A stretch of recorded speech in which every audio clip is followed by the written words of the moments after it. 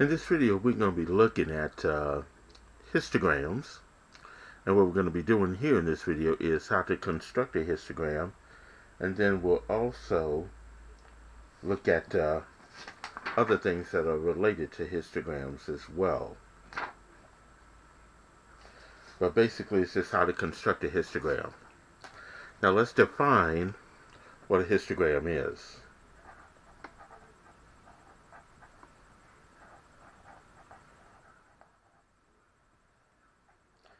In this case, a histogram is a graph. And in this graph, it consists of bars of equal width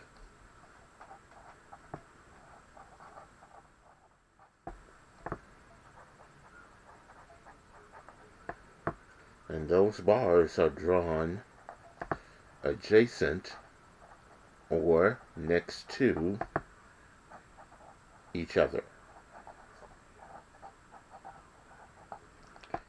Okay, so usually histogram is going to be consistent of bars, and they're going to be of equal width, and they're going to be drawn adjacent to each other. And usually they, unless it has gaps in the data. Okay, now in a histogram, you're going to have two axes.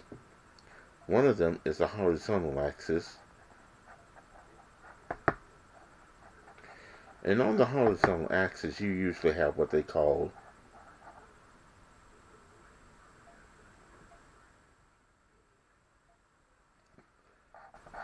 not categorical. It's usually quantitative data. Usually quantitative data values are going to be numerical data values. Okay. And then the vertical axis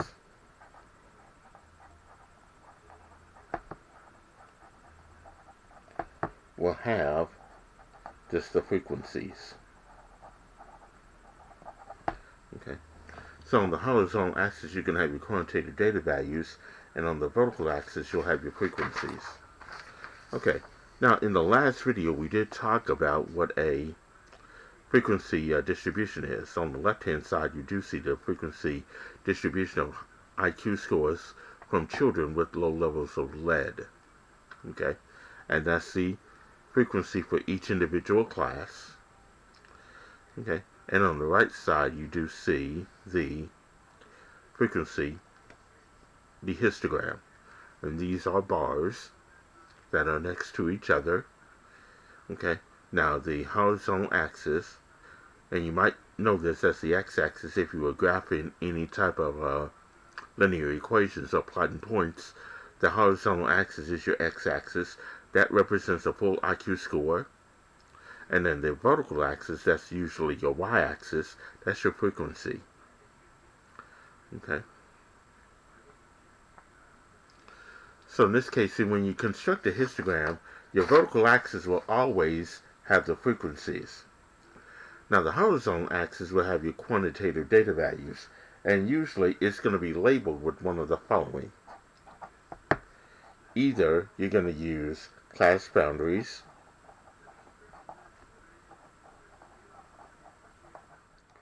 or you're going to use class midpoints, or lower class limits. Okay.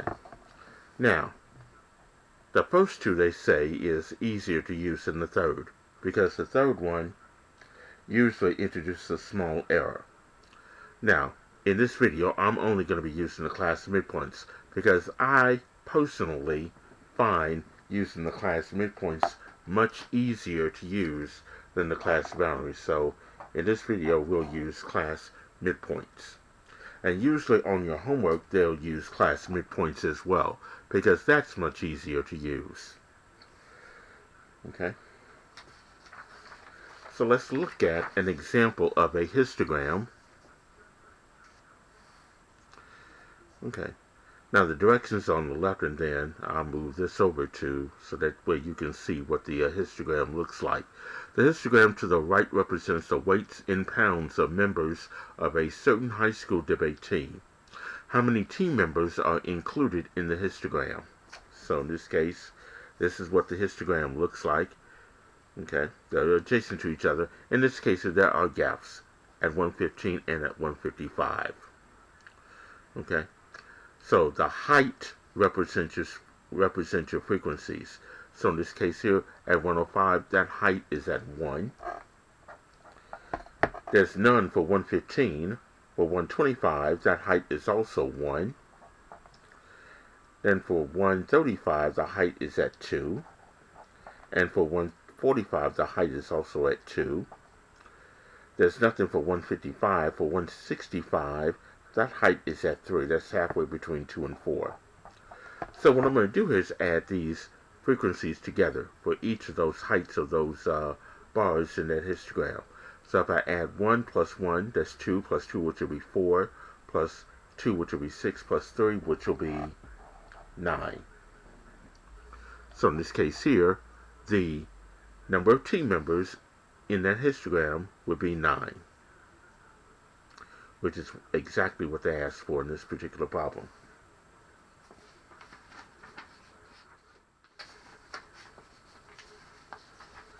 Okay. Now, on to the next example. We're going to construct a histogram from a frequency distribution. We'll start with an easy one like this one. The last digit of the heights of 60 statistics students were obtained in part of an experiment conducted for a class. Use the frequency distribution to the right to construct a histogram, and then after that you'll answer the question, what can be concluded from the distribution of the digits? Specifically, do the heights appear to be reported or actually measured? Okay, so let's start off with doing a frequency distribution. Histogram, we have a frequency distribution, but we just want to do a histogram. Okay, so here I'm going to draw my vertical axis, which is going to represent my frequencies. The horizontal axis will represent the digits here. Okay, now notice my digits are from 0 through 9. So here I'm going to do 0, then 1, 2, 3, 4, 5, 6, 7, 8, and 9. Okay. Now, from a vertical axis, that's going to be the frequencies here. Notice that the highest frequency that I have will be 16. So I'm going to section off my vertical axis in increments of 2.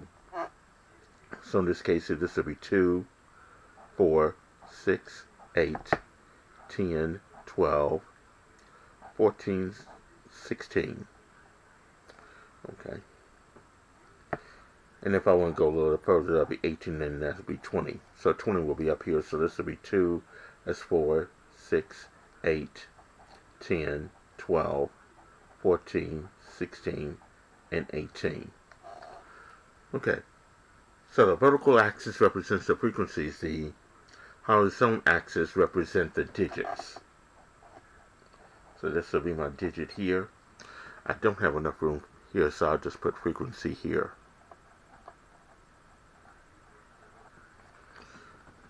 Okay. So now I'm going to go ahead and construct my histogram. At 0 is 16. So I'm going to go up to 16 and draw a box for the 0 like this. And then for 1 it's going to be 3. Well, 3 is halfway between 2 and 4, so go halfway between 2 and 4 and then draw a box at 1. And then for 2, it's also 3, so it's going to have the same height as 1. For 3, it's going to be 5. That's halfway between 4 and 6, so that'll be here. And then I'm going to draw a box or a vertical bar like this for 3. And then for 4, it's also 3, which is halfway between 2 and 4. So that's going to have the same height as 1 and 2. For 5, that's 15. 15 is halfway between 14 and 16, so that's going to be way up here. So that vertical bar is going to go like this.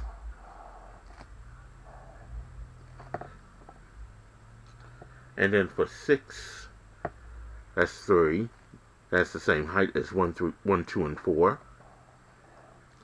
For 7 is 4. Here's 4 right here. That's a little bit higher than the 6. And then 8 and 9 will have the same. That bar will be the same height as 7. So it's going to look like this. Okay. So this is what my histogram looks like. Okay. So now the next question is, what can be concluded from the distribution of the digits?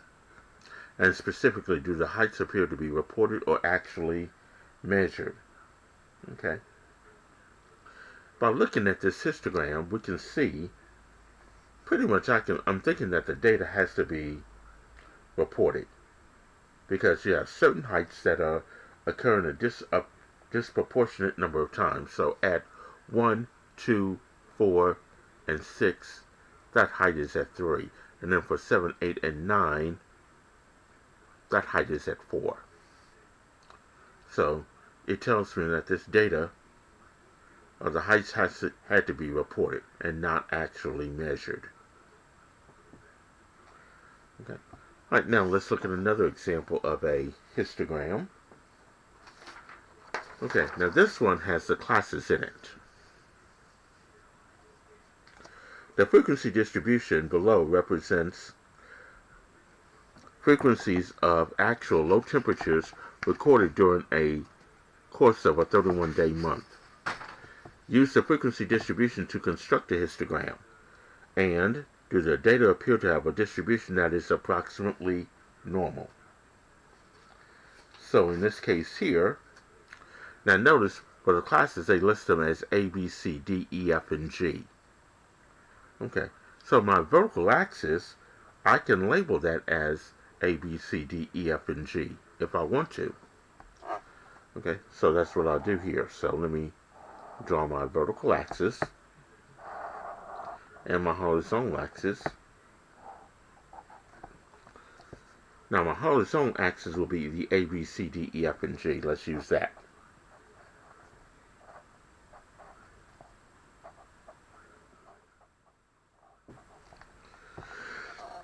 Now my highest frequency in that frequency table is 12. So let's section this off in increments of 2. So I'm going to say 2, 4, 6, 8, 10, 12. Let's go up to 14 and go no further. So that's 2, 4, 6, 8, 10, and 12. Okay, so that's my axis, both the horizontal and the vertical. Now, let's do the histogram for this. For class A, there's only a frequency of 1, which is halfway between 0 and 2. So that bar is going to go up to 1. For class B is 3, that's halfway between 2 and 4. So it's going to go up halfway between 2 and 4, and it'll be like this. For C is 5, halfway between 4 and 6. So there's your bar for C. Now for D is 12. That's way up here. So in this case here, I'm going to draw the vertical bar with a height going up to 12 for D. And then for E is 7, halfway between 6 and 8. So that bar will have a height of 7. Then for F is 2. Here's 2 right here. For F, that bar will have a height of 2. And for G, the same height as A, which will be 1. Okay, so this is how we construct our histogram. Now, by looking at this, does the data appear to have a distribution that is approximately normal? By looking at this, it does. It starts low with a low number, increases up to the maximum, and then starts falling down consistently to the lowest number. So we can say, yes, this does have a distribution that is approximately normal. Okay. And then this last example, E4. Now this one just has the classes with just the numbers in it and not the letters. Here the table below shows the frequency distribution of the rainfall on 52 consecutive Saturdays in a certain city. Use the frequency distribution to construct a histogram, and do the data appear to have a distribution that is approximately normal?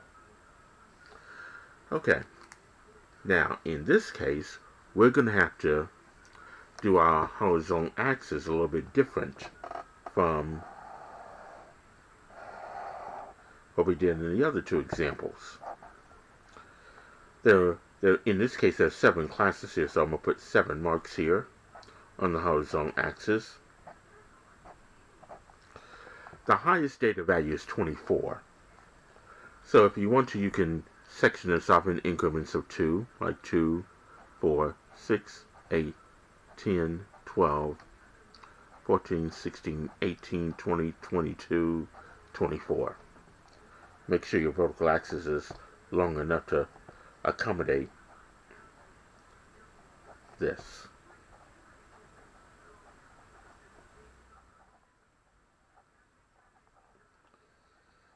Now here's how I'm going to get these numbers here for the horizontal axis. I'm going to use the class midpoints for each of these individual classes here.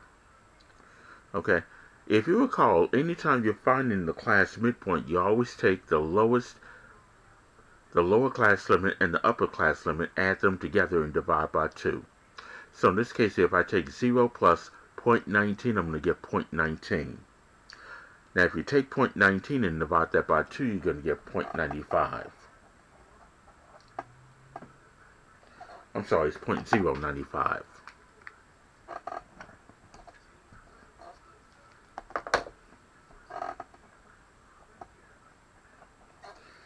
And in fact, I can go ahead and show this to you on the calculator here. The lower class limit was 0. The upper class limit was 0.19. If you add that together, you'll get 0.19. Divide that by 2, you get 0.095. So the class midpoint for this first class will be 0.95. And you'll do the same for the others. But really, if you look at the class width, it's going to be 0.2. So what you can do here is take this first class midpoint and add 0.2 to it. So the next one will be 0.295. The next one will be 0.395. I mean 0.495. I'm sorry. I'm adding 0.2 each time. So here this will be 0.495. The next one will be 0.695. The next one will be 0.895. The next one will be 1.095. And the last one will be 1.295. So these are your class midpoints here. Okay, so this horizontal axis represents your class. The vertical axis represents your frequency. Now we can draw the histogram. For 0.095, that's the class midpoint for 0.0 to 0.19, and that frequency is 24. So in this case here, we go up to 24 and draw the vertical bar. Now, what you want to do is try to draw that vertical bar in a way that 0.95 is in the center of that bar. And then for 0.295, that came from the second class limit of 0.20 to 0.39. Its frequency is 12. So we go to 12 and draw a bar where this is in the center. And then for 0.495, that came from the 0.40 to 0.59. Its frequency is 4. So here's 4. You'll draw your vertical bar like this, and you want to put it in the center, where this mark is in the center. Then 0.695, That's from point 60 to point 79. That frequency is 1, which is halfway between 0 and 2. So it's going to look like this. Then point 895, that's from point 80 to point 99. Its frequency is 3, halfway between 2 and 4. So it's going to be up here. And that bar is going to come down like this. And then 1.095 from 1 to 1.19, that frequency is 1, which has the same height as the 0.695. And then finally 1.295 came from the 1.20 to 1.39. That frequency is 7, halfway between 6 and 8.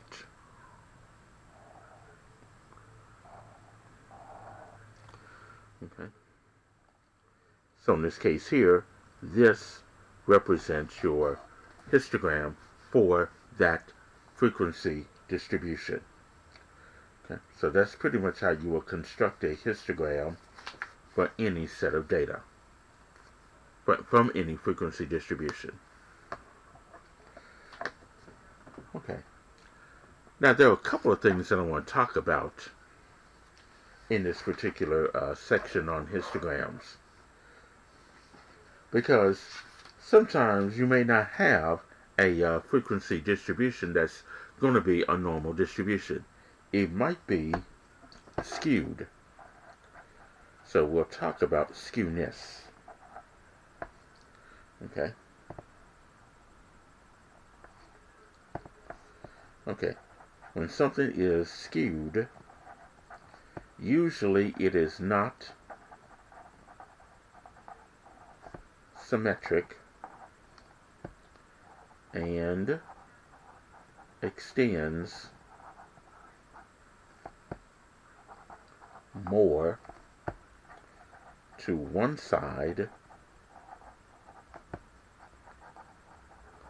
than to the other. Okay.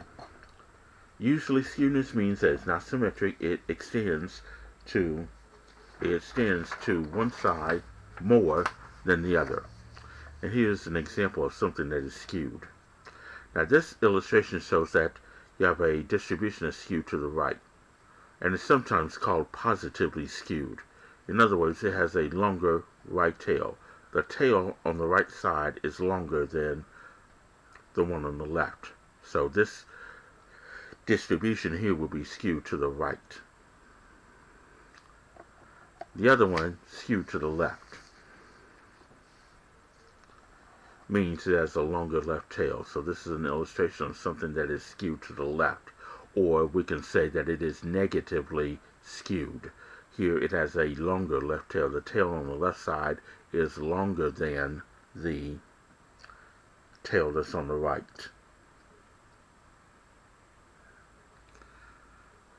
Okay. Alright, and there is one more thing that I need to discuss, and that is the normal quantile plot. And we'll look at some examples of normal quantile plots here. Okay. Now, when we deal with normal quantile plots, we want to use those to determine whether or not a set of data has a normal distribution. Okay.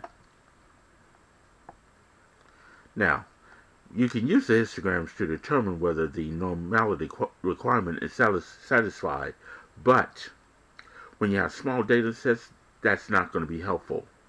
Okay, so in this case, we would use a normal quantile plot, and I do have some illustrations of a normal quantile plot. And in this case here, this is an example of a normal quantile plot. And also, when we do normal quantile plots, we can use technology like StatDisk, or you can use Microsoft Excel to plot data.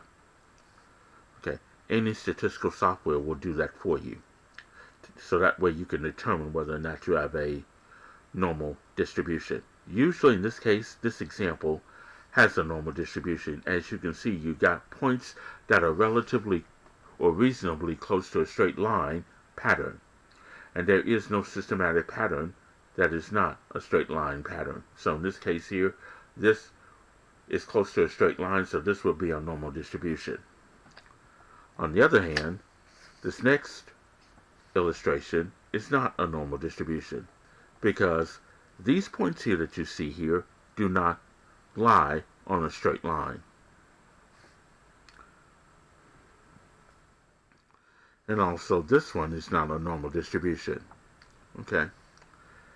This one shows a systematic pattern that's not going to be a straight line. It looks like it has a curve in it somewhere, but it's not going to be a reasonable straight line. So in this case here, that would not be a normal distribution. Okay. Now, these are just some illustrations of what a normal quantile plot would be, and you use technology to get a normal quantile plot. So this will conclude this particular video on histograms.